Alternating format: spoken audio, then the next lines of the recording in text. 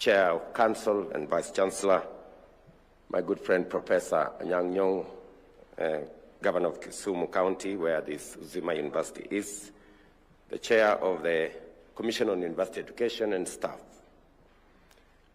Ladies and gentlemen, we are gathered here today to mark yet another significant milestone, not only for Uzima University, but also in our relentless pursuit of equitable, high-quality, accessible, and transformative higher education in Kenya. Uzima University now becomes the 30th accredited private university in Kenya, an achievement that underscores your commitment as Uzima University to academic excellence, institutional integrity, and service to society. I commend the leadership, faculty, staff, students, and partners whose collective effort have brought us to this very significant day. I recognize the journey the institution has taken to reach this moment. In March 2020, you received interim authority from the Commission for University Education, transitioning from a constituent college of Catholic University of Eastern Africa, to an independent institution. This achievement reflects the university's commitment to academic excellence and institutional growth. I am particularly pleased to note that Uzima's medical school, with the support of the Commission for University Education and the Kenya Medical Practitioners, Pharmacists and Destinies Council, is now accredited at the East African community level.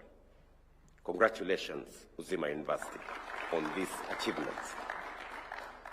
As we celebrate this important day, we must pay special tribute to the visionary founder and first chancellor of Uzima University, the Archbishop Emeritus Zacchaeus Okoth. It was his deep commitment to improving healthcare and education in Kenya that led him to establish this institution. Through his foresight, Uzima was conceived not just as a center of learning, but as a mission to produce competent, ethical, and compassionate health professionals who serve with a sense of purpose. Your legacy, Bishop, will forever be etched in the lives of the many students, patients, and communities touched by Uzima's work. The award of this charter aligns with our long-term goal of expanding access to quality university education. As a government, we recognize that our aspirations for inclusive development and equitable wealth creation are anchored in a strong education sector, which is essential for developing the required human capital and fostering research and innovation. This is why we pursued bold, creative, and targeted reforms in the education sector, aimed at expanding access, reforming curricula, addressing funding challenges, improving infrastructure, and enhancing the quality of teaching, learning, and research. Over the past 2.5 years, we have implemented a student-centered higher education funding model to ensure that every learner, regardless of their background, gender, or economic status, has a fair opportunity to pursue their academic ambitions. In the current financial year 2024-25, the Higher Education Loans Board received over 700,000 applications from university and TVET learners. By 30th of March 2025, the board have disbursed Kenya shillings 34 billion in tuition and upkeep loans, directly benefiting over 400,000 university students and 227,000 TVET trainees nationwide. The total financial support awarded so far stands at 47 billion Kenya shillings, and I want to assure all learners, parents, and institutions that the Government of Kenya remains fully committed to ensuring complete disbursement of funds within the the current financial year. This new funding model has resolved the long-standing challenge of chronic underfunding that had pushed many public universities to the brink of bankruptcy. Today, these institutions are on the path to financial recovery and are expected to clear their debts in the coming years. Uzima University's growth fits perfectly within our national objective to widen access to quality university education. And I'm very happy that Uzima has chosen the path of quality rather than mass education. It speaks to the commitment of Uzima University to produce high-quality graduates, and you have my unqualified support as you pursue that goal. You would have chosen to bring on board all the courses that I see in all the other universities. I know very well that it is difficult, it's much more expensive to train STEM courses, especially in the medical field. But because of your commitment and because of your strategic positioning, you chose the rather difficult, but a path that will eventually speak volumes of what Uzima University stands for. Currently, over 149,000 students are enrolled in private universities, 49% female and 51% male, demonstrating growing gender balance in line with our constitutional values. Encouragingly, nearly half, that is about 70,000 of these students, are enrolled in STEM programs, which are vital to the success of our transformation agenda. Uzima's range of programs, including medicine, clinical medicine, nursing, microbiology, and health systems management, reflect the institution's dedication to health sciences and our national needs. The university has also cultivated strong partnerships locally and internationally, which extends beyond lecture halls and ensures its students benefit from a vibrant ecosystem of research, innovation, and practical training. Your collaboration with Jaramogi Oginga Odinga Teaching and Referral Hospital and 6 county governments, including Kisumu, Vihiga, Siaya, Homa Bay, Bungoma, and Kakamega, has enhanced clinical placements, providing your students with practical, high-quality, and locally relevant training. I must comment that because of in recognition, actually, of the commitment of the founder, Zacchaeus Okoth, Archbishop Emeritus, and because of the demonstrated commitment of Uzima University to training healthcare personnel, and as we pursue universal health coverage, the requirement of highly trained quality personnel is necessary, and therefore the government of Kenya is going to provide a grant of Kenya shillings 100 million to Uzima University to further the training of the much needed health personnel in Kenya. Internationally, I applaud Uzima's collaboration with Kenya Nurse and Remar Nurse, which enables your graduates to sit for National Council licensure examination and other international exams, opening global opportunities in countries such as the US and Australia. I am particularly inspired by the story of Dr. Hezron Omondi Omolo, Uzima's first medical student, who now leads the Division of Professional Standards and Human Resource at the Ministry of Health. His success reflects the kind of legacy this university is building, and one that we are here to celebrate, sustain, and elevate. Congratulations again. I challenge Uzima University to continue living the philosophy behind its name. Uzima meaning fullness of life. Let this institution continue nurturing healthcare professionals who serve with both competence and conscience, especially in undeserved communities. Allow me, before I conclude my remarks, that the path chosen by Uzima University to create a niche and not just to train, mass training of different courses, merely in pursuit of courses that many people can afford and pay for, but rather you have chosen the path of medical field, more difficult to train, more expensive to train, but the outcomes have life-changing experience in society. And I think you're answering the question that the Right Honorable Prime Minister said. He asked a question.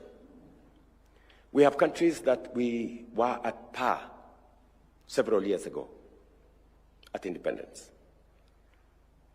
But today, the gap between us and them is huge.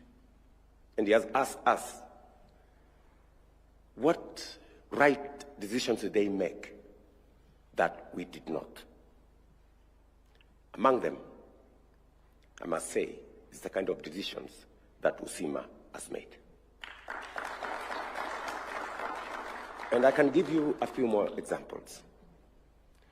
I remember in a meeting here, I informed colleagues that we made a decision to free Kenya Power from the hold of government. We decided to have 4 of the 8 directors that ordinarily were appointed by government to be appointed by the private sector, because we wanted to bring on board private sector expertise and knowledge and information. And the difference it has made in Kenya Power is immense. I remember last year, Kenya Power came from a loss-making parastatal to a profit-making organization of 30 billion Kenya shillings. And it was just a simple decision that we said, we do not want government to control the board of Kenya Power. Let me also give you another example. We have been in conversation as a country for years, and we've been asking ourselves, what did, added on to Korea, what did Singapore do differently from what we have done in Kenya? They decided to run a housing program as part of creating jobs and as part of elevating society. Singapore, which 60 years ago was largely, if you look at the pictures, looked like Kibra. It was a slum. Today, 95% of their population are homeowners. And they are a first world country. We are still not yet a second world country. And therefore, we've been pursuing as a nation that housing is a major program. It was in the manifesto of all the coalitions. It was in the manifesto of Jubilee. It was in the manifesto of the coalition before NASA. It was in the manifesto of Kenya Kwanza. It was in the manifesto of Azimio. But when it came to implementation, we were not ready to make the difficult choice that we all knew was going to change our country. It took us a lot of political capital. I want to thank the former Prime Minister for standing steady and saying this was a program that was in all manifestos. Today, we see the transformation that is going on in Kenya because of our housing fund facilitation. Housing is developing everywhere in Kenya. Markets are developing everywhere in Kenya. In fact, we have 150,000 houses being built We have 260 markets being built. We have 130,000 accommodation places of hostels in our universities. And next week, by God's grace, we will be handing over the first cohort of keys to people who have been living in squalor in Mukuru, now occupying houses on the 10th, 11th floor, 9th floor. That is the kind of decisions that we must make as a country, which were made by those other countries, and that is why they are where they are and we are where we are. So I think the former Prime Minister is challenging us to think deeply. Korea made the decisions that changed their destiny. Singapore made the decisions that changed their destiny. If we are to change our destiny, we have to make decisions that will change the course and destiny of our nation. They may not be popular, they may not be simple, but these are the right decisions. It is up to us either to make politically correct, simple, convenient decisions, or make the right decisions that will change the destiny of our country. And this will make the difference. And we need to consistently answer the question the Right Honorable Raila is asking us as a nation, that which are these decisions that others made that made them take their countries to where they are, and what is it that we didn't gather the courage to make those decisions to change the course of our nation. Finally, because we are talking matters education, we've had also to make a decision on the funding model. We've been trying as a nation to make a decision that would help our universities not to crumple under huge debts. Again, we've had to make those decisions, and today we can see, I was with the Right Honorable in Cooperative University last week, and the Vice Chancellor was telling us that the new funding model has made it possible for them to make sure that they pay their staff, their lecturers, their taxes, and their suppliers. It was in broad daylight that the Vice Chancellor of that university was saying that. But again, it's been a difficult decision. You know, we've been to court back and forth in many areas. But again, these are the kind of decisions that together, working as a nation, we need to make for us to take the country forward. Finally, let me also say this, that we decided as a country that we need, instead of pushing subsidies around consumption, we need to instead push production, support production. And as a result, because today the signs are all out, we have better production of tea, we have better production of coffee, we have better production of maize, and significantly, because of access to fertilizer, we have actually better production of sugar. For the first time in a long while, we moved our production of sugarcane from 494,000 metric tons. These are the statistics with Kenya Sugar Board. 494,000 metric tons, which has been almost a stagnant figure around there. We now moved it to, this last year, we've moved it to 815,000 metric tons. A significant jump. And now we have 4 new factories that have been licensed. It is my estimation that in the next 2 to 3 years, Kenya will be a net exporter of sugar if we get our sugar sector right. And it will take our collective effort to make it happen. Allow me, ladies and gentlemen, to say to the leadership and faculty, staff, and students and partners of Uzima University, congratulations.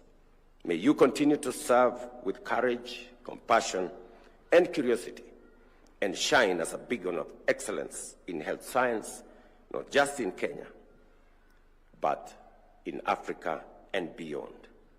Congratulations again, my very best wishes. And I would have really wanted to preside over this ceremony in the campus. But because I got a request that Archbishop Emeritus wanted it to be done soon, and I was planning to be in your part of the world towards the end of this month, but I know I will find another occasion to come to the campus. Thank you very much, and God bless you. May I request that we all be upstanding as we will now wind up with the national anthem. When we're ready, the national anthem.